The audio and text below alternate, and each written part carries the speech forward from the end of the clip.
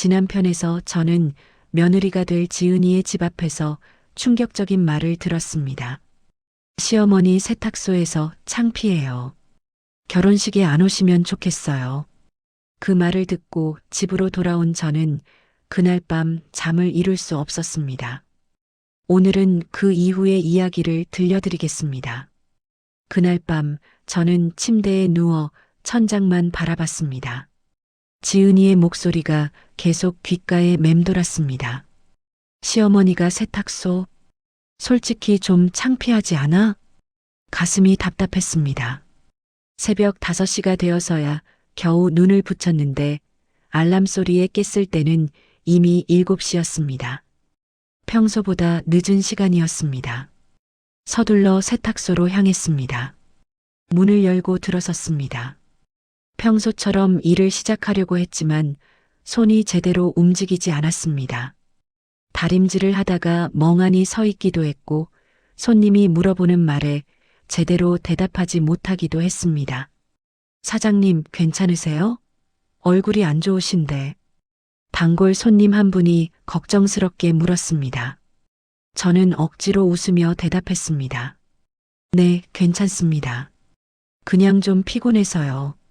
하지만 괜찮지 않았습니다. 점심때쯤 휴대폰이 울렸습니다. 지은이었습니다. 저는 화면을 보며 잠시 망설였습니다. 받아야 할까 말아야 할까? 결국 전화를 받았습니다. 어머니? 지은이의 목소리는 평소처럼 밝았습니다. 아무 일도 없었다는 듯이. 응. 어머니, 어젯밤에 반찬 문 앞에 놓고 가셨어요? 저는 잠시 침묵했다가 대답했습니다. 응. 손님 있는 것 같아서. 아, 고등학교 친구들이 왔었어요. 감사해요, 어머니. 반찬 정말 맛있게 먹을게요. 그 목소리에는 아무것도 없었습니다. 미안함도 죄책감도 마치 아무 일도 없었던 것처럼. 저는 입술을 깨물었습니다. 어머니? 응. 그리고요, 어머니. 지은이가 말을 이었습니다. 결혼식 날. 어머니 컨디션 어떠세요? 괜찮으시겠어요? 저는 천천히 숨을 들이마셨습니다. 무슨 뜻이니? 아, 그냥. 어머니 요즘 피곤해 보이셔서요.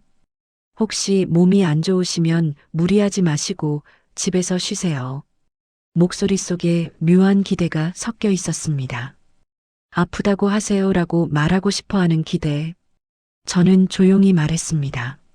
아직 모르겠구나. 그날 봐서. 아, 네. 그럼 어머니, 나중에 다시 전화할게요. 전화가 끊어졌습니다. 저는 휴대폰을 내려놓고 두 손으로 얼굴을 감쌌습니다. 그날 오후 저는 세탁소 안쪽 창고로 갔습니다. 어제 꺼낸 그 갈색 노트가 박스 옆에 놓여 있었습니다. 노트를 집어들고 다시 펼쳤습니다.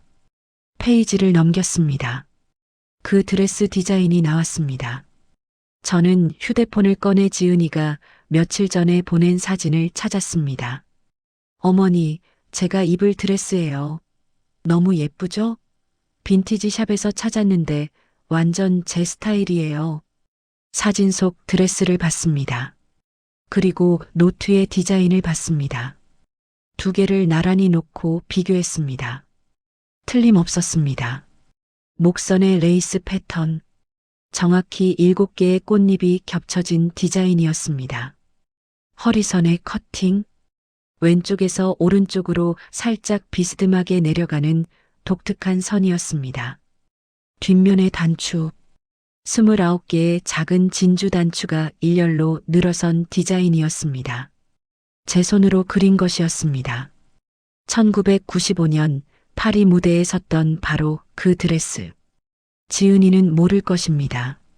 자기가 입을 드레스를 누가 만들었는지 빈티지 샵에서 샀다고 했습니다. 작가 미상이라고. 저는 노트를 덮고 눈을 감았습니다. 30년 전이 떠올랐습니다. 파리의 무대. 제 드레스를 입은 모델이 런웨이를 걷고 있었습니다. 조명이 쏟아졌고 관객들이 숨을 죽였습니다. 마지막 워킹이 끝났을 때 관객들이 일어나 박수를 쳤습니다. 브라보, 브라보. 저는 무대 위로 올라갔습니다. 트로피를 받았습니다. 박순자, 당신은 전설이 될 것입니다. 심사위원장이 말했습니다. 그날 저는 정말 행복했습니다. 하지만 그해 가을 모든 것이 무너졌습니다. 남편의 사업 실패, 3억의 빚, 아틀리에 정리, 그리고 이 세탁소. 저는 눈을 떴습니다. 노트를 다시 펼쳤습니다. 마지막 페이지에 작은 메모가 적혀 있었습니다. 1995년 10월 15일 파리 컬렉션 대상작 드레스 1번 제작 박순자 시그니처 29개 진주 단추. 저는 그 메모를 오래 바라봤습니다.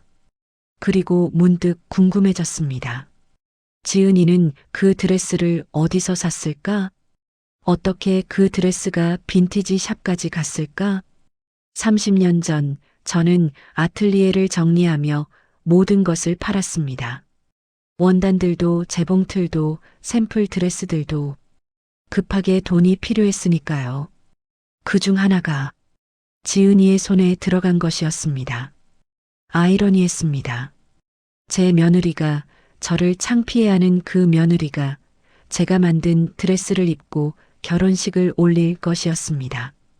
저는 휴대폰을 들었습니다. 지은이가 보낸 드레스 사진을 다시 한번 확대했습니다. 사진 속 지은이는 환하게 웃고 있었습니다. 저는 사진을 더 자세히 들여다봤습니다. 드레스 뒷면이 보였습니다. 29개의 진주 단추가 일렬로 늘어서 있었습니다. 그 아래 안감 쪽에 작은 태그가 살짝 보였습니다. 사진을 최대한 확대했습니다. 흐릿했지만 글씨가 보였습니다. 박순자 1995. 제 사인이었습니다. 저는 휴대폰을 내려놓았습니다. 가슴이 두근거렸습니다. 증거가 있었습니다. 그 드레스가 제 작품이라는 증거가. 하지만 동시에 생각했습니다. 이걸 밝혀야 할까? 지은이에게 말해야 할까? 결혼식을 망쳐야 할까? 그날 밤 늦게까지 저는 고민했습니다. 그리고 다음 날 저는 한 가지 결정을 내렸습니다. 직접 확인하기로 한 것입니다. 지은이가 말했던 그 빈티지 샵에 가보기로 했습니다. 다음 편에서는 제가 명동으로 향한 이야기를 들려드리겠습니다. 30년 만에 다시 찾은 그곳에서 저는 무엇을 발견했을까요?